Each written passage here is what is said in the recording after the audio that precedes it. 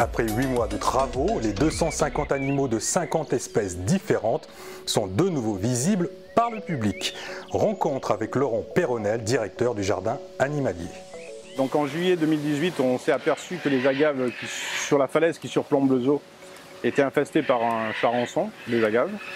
Donc on a enlevé 5 tonnes d'agaves sur la falaise et en enlevant les agaves, on s'est aperçu qu'il y a des endroits qui étaient susceptibles d'être fragilisés. Donc il y a une étude qui a été faite par un géologue et 5-6 mois de travaux ont été nécessaires pour conforter la falaise et la mettre en sécurité pour les visiteurs et les animaux.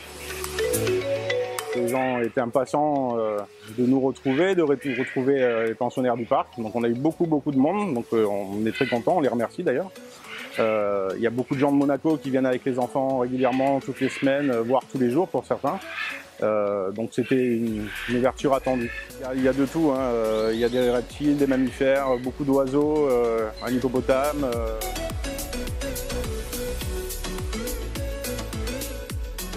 Beaucoup de gens qu'on trouve quand on a un hippopotame tout seul dans un petit parc. Alors il faut savoir que c'est un hippopotame qui a été récupéré dans un cirque, qui a passé toute son enfance, les 5 premières années dans une roulotte. Donc nous on fait au mieux pour qu'il ait des conditions de vie correctes.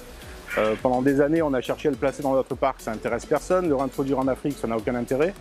Donc maintenant, il a un grand parc avec un bassin de 80 mètres cubes, une cascade, une filtration. On va dire aux petits oignons, on fait tout pour qu'il aille bien. C'est un métier passion, quoi. Donc c'est toute notre vie, nos animaux. Donc, alors, il y a beaucoup d'animaux qui sont récupérés par les pompiers. Alors c'est souvent la faune sauvage européenne. Donc on soigne et on relâche dans la nature ce qu'on peut relâcher, hein, évidemment. Et après, on a beaucoup d'abandons de particuliers, des gens qui viennent, qui sonnent à la porte, hop, qui nous mettent un lapin dans les bras. Voilà, j'ai un lapin, je ne peux plus m'en occuper, donc je vous le laisse. Donc c'est souvent au mois de juin d'ailleurs, juste avant les vacances. Donc souvent les enfants sont allergiques ou on n'a plus le temps de s'en occuper. Donc on donne des lapins, cochons d'Inde, enfin plein de...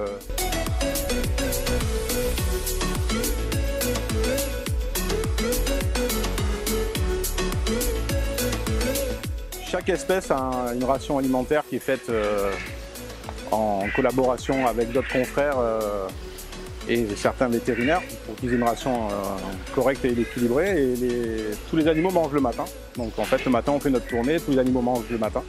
On travaille avec plusieurs programmes d'élevage européens qu'on appelle des EEP. Donc on a 6 espèces qui sont concernées par ces programmes. Donc en fait on fait de l'élevage, donc tel parc nous place un couple, on fait de la reproduction et les petits qui naissent au jardin animalier partent dans notre parc pour former d'autres groupes ou d'autres couples reproducteurs.